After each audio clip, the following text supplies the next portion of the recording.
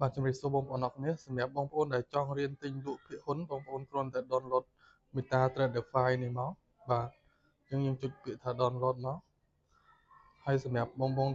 ដែលអត់ស្គាល់ trade បងប្អូនត្រូវតែ create អញ្ចឹងយើងចុច open វាអញ្ចឹងយើងចុច allow សិនចុចតាមខ្ញុំមក accept បាទចុច accept វាមកអញ្ចឹងវាអត់ទាន់មាន account ទេសម្រាប់ MT5 នៅពេលដែលយើង download ភ្លាមហ្នឹងអញ្ចឹងយើងចុចមកកន្លែង setting មកបងប្អូនអរគ្នាបាទឃើញអត់មានលុយអត់មានអីទេអញ្ចឹងយើងចុចកន្លែង setting ហើយយើងយក new account នេះមកបាទពូមនុស្សបូកហ្នឹងហើយយើងយក open demo account ណាបងប្អូនអរគ្នាបាទអញ្ចឹងកន្លែងនេះគឺយើងបំពេញឈ្មោះរបស់យើងឧទាហរណ៍ខ្ញុំដាក់ចេះតែដាក់បានអត់អីណាហើយកន្លែងនេះថ្ងៃខែកំណើតរបស់យើងអាចចេះតែ select មកបានហើយអត់អីទេបាទណាយើងចេះដាក់មកហើយនេះយើងដាក់បូក855 010.3709អូខេ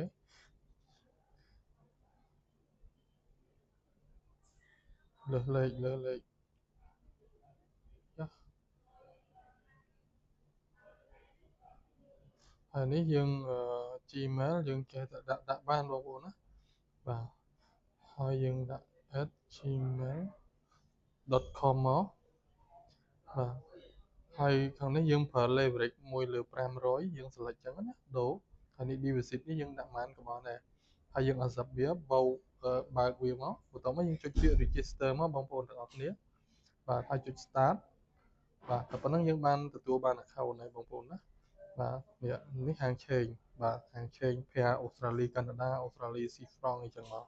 ហើយកន្លែងនេះកន្លែង trade យើងឃើញ balance លុយរបស់យើងឃើញទេហើយកន្លែងនេះ chart នេះយើងមើល graph បាទ graph ឡើងចុះបាទគឺបែបហ្នឹងអញ្ចឹងយើងចុចកន្លែង code នេះយើង add ហាងឆេងមាសមកបងប្អូនអរគ្នាភាគច្រើនគេត្រូវហាងឆេងមាសណាយើងវាយថា gold ឬមួយក៏យើងយក metal នេះមកបាទ select លើវាហើយយើងយក gold ជាមួយនឹងដុល្លារណាបាទនេះ gold ដុល្លារនៅលើគេនេះគ្រីសមកបានហើយយើង cancel មកវិញមកវានៅខាងក្រោមគេនេះបងប្អូនណាបាទហ្នឹងមាសបាទហើយបើសិនជាចង់ trade euro ដុល្លារអី search វាមកណា search ក្នុងហ្នឹងយើងដាក់ថាយើងចុចលើ forex នេះក៏បានដែរលើគេនេះ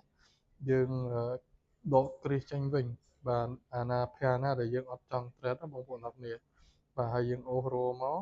ភាណាដែលយើងចង់យកមក trade យើង select លើវាមកបាទ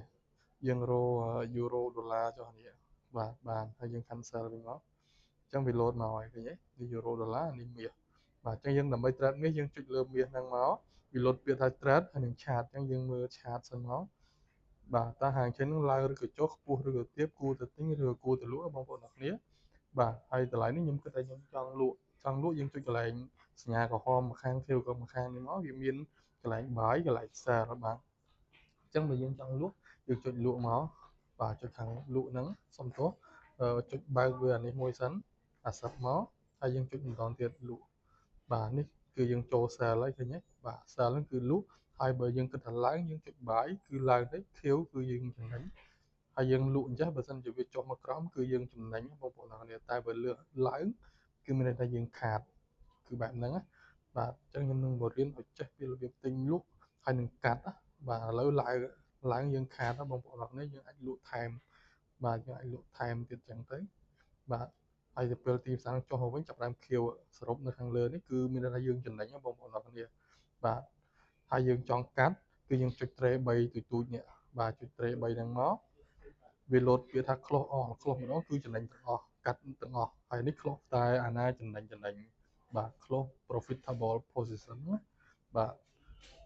ឥឡូវខាតវិញនេះអញ្ចឹងយើងចាំវាខៀវម្ដងទៀតខ្ញុំកាត់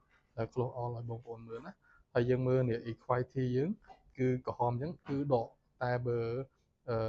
ខៀវមកវិញគឺ equity របស់យើងកើនឡើងនេះចំណេញអញ្ចឹងយើង close all មកបាទ close all បាទឃើញយើងចំណេញបាន$2ឃើញទេបងប្អូនអរគ្នាបាទគឺរលុយពី forex គឺងាយស្រួលបែបហ្នឹងបាទគាត់តែយើងចេះទិញចេះលក់ហើយយើងសិក្សាបន្ថែមទៀតបងប្អូនណានេះគ្រាន់តែជាវីដេអូពីរបៀបក្នុងការទិញហើយលក់ទេបាទអរគុណច្រើនសម្រាប់វីដេអូខ្លីមួយនេះ